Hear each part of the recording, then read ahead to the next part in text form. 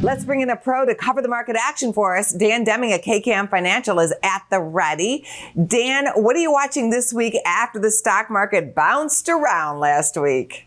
I think so, Angie. I think the market's trying to discern, the Fed message coupled with some momentum. Earnings announcements will be highlighted this week as well. So, I think there's several factors that will influence the market. I think one of the key factors when you look at market price action and from a technical standpoint was the fact that we were able to hold 3,900 in the S&P 500. A lot of market technicians were watching that.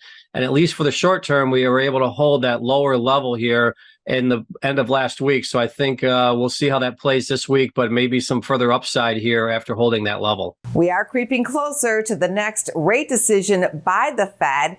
How high and how long do you think the Fed will continue to raise rates? Yeah, we are getting towards the end of the talking points for the Fed as they go into their quiet period later this week, Angie. And February 1st will be the announcement.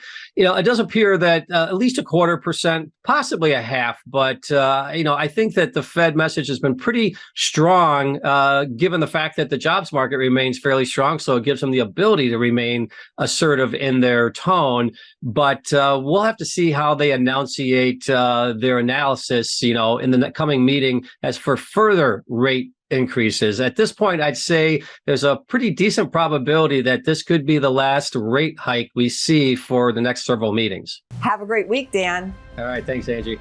Go to businessfirstam.com for where to see our show on TV.